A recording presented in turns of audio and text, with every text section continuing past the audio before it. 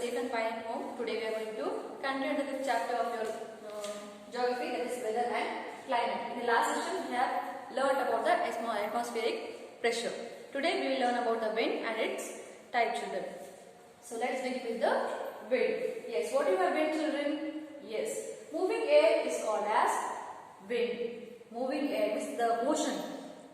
Air is always in the motion. That moving air is called as wind. It moves horizontally and vertically. So there are two types of movements of the wind. Sometimes it will be horizontal or sometimes it will be vertically. So vertical movement of air is called as air current, whereas horizontal motion is called as wind. Yes, children, horizontal movement is called as wind, whereas vertical movement is called as air current. Okay, so these are two movements, horizontal and the vertical movement of the air. So wind originates due to the effect of low and high pressure areas. I repeat once again, children. Wind originates due to the effect of low and high pressure area. So the movement of the air from the higher area to a lower pressure area, it is called as wind. Okay. Next is the direction of the air or the direction of the wind is determined by the direction of the areas from where it originates. Okay. See here, the direction of the wind is determined by the area from where it originates. For example, the wind coming from the south means south direction. It is known as southerly. Okay, children, understood? See here, the wind which is blowing from the south direction, it is known as southerly, while the wind blowing from the east is known as easterly. So this is example how the direction of the wind is determined. Okay, now we will learn about the types of the wind. So there are four types of wind. We have learned about the wind and its direction. Now we will learn about the different types of the wind. So there are four types of wind, children. There are permanent wind, seasonal wind or periodic wind, then local winds and the variable winds. These are the four kinds of winds. I repeat once again: permanent wind, seasonal wind, local wind and the variable winds. So now we will learn about these types of winds in detail. So first is permanent wind. As the name suggests, permanent wind, it means the wind which blows regularly in a definite direction in a certain latitudinal areas of the world. Yes, children. Permanent wind is what? The wind that blows regularly in a definite direction in a certain latitudinal areas of the world. These are called as the permanent winds. Example of permanent winds are trade wind, westerlies and the polar winds. These are the example of the permanent winds, children. Next, move on to the other type of the winds. They are first periodic winds or seasonal. First is we have learned the permanent winds.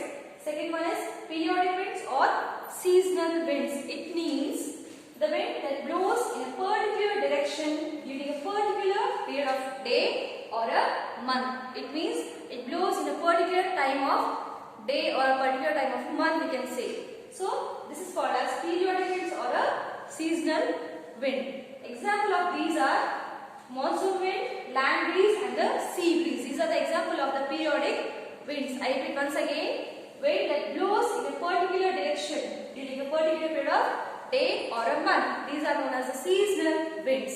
Example are monsoon winds, sea breeze and the local breeze. These are the example of the seasonal winds. Third type is local winds. Okay, so the wind that originates due to the local differences in the air pressure, that is atmospheric pressure and temperature. I repeat once again: the wind that originates due to the local differences in the atmospheric pressure and temperature are known as the local winds. An example of these are Lu, Mistral, Kamsen, Chinook, Fawn, etc. These are the example of the local winds. And last type of the wind is variable winds. Variable winds is what? The wind whose direction and speed are highly variable.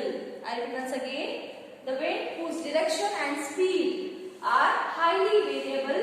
These are known as the variable winds. An example of these are cyclone and anti-cyclone winds. Okay, due to which cyclones will occur. Okay, so these are the four types of wind. Next we will learn about the moisture. Now we have learnt about the other elements such as temperature, atmospheric pressure, okay, and wind. Now we will learn one more important element that affect the weather and climate, that is moisture, children. Okay, what do you mean moisture?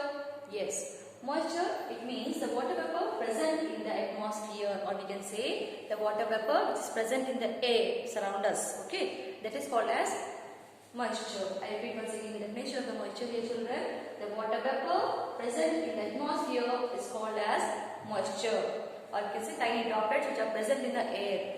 That is called as moisture. Okay, so here the amount of moisture present in the air varies from place to place and according to the time. Means amount of the water vapor or the moisture which is present in the air, it differs from place to place, and even according to the time it changes. Such as see here, the hot air can hold more water vapor compared to the cold air. Yes, children, the hot air such as near the sea or the ocean water bodies, okay, where the air will be hot, it can hold more water vapor compared to the cold air. Okay, and along with, as I said, it changes from time to time.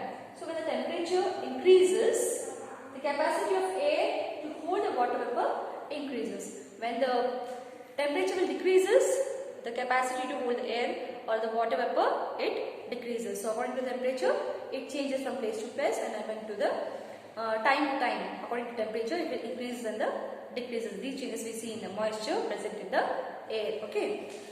Next, the atmosphere gets water vapor from the water bodies through the process of evaporation.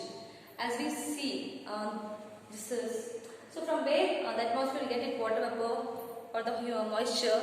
Yes, it gets from the water bodies present on the earth through the process of evaporation. What is evaporation, children? We have learnt about the water cycle. So in the water cycle, we have learnt about the evaporation, precipitation, condensation. These all the process takes place to the water cycle or hydrological cycle we can say. Okay. So evaporation is what? It is the process by which the liquid will change to the vapor, or the liquid form will change to the gaseous state. That is called as evaporation. So in this way, when the water is present in the water bodies, it heats up, it rises, and it will turn to the water vapor. So liquid form in the water bodies will change to the vapor form, that is gaseous form. Okay. Then the actual amount of water vapor present in the air, it is known as humidity. See here, children, first we have learned about the moisture.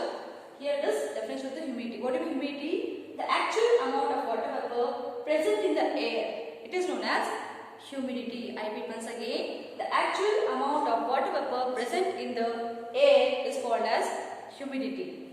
Next, when the air holds maximum water vapor or maximum amount of water vapor, the process of condensation will take place. First we have learnt about the evaporation by which the liquid form will change to the vapor. Next, when it holds maximum amount of water vapor present in the air, then what will happen? The condensation will take place. It means it is the process in which the gaseous form will turn to the liquid form. These water vapor present in the air, it will turn to the tiny droplets. Then precipitation will take place in this way that these tiny droplets comes to the earth, back to the earth in the form of rain. Okay, so this is about the water cycle and even the moisture, humidity we have learned. In the next video, we will learn about the different types of rainfall. I hope, children, you understood today's session. What I have taught you in this video, that is about the wind, its types and the moisture. Thank you. Have a great day ahead.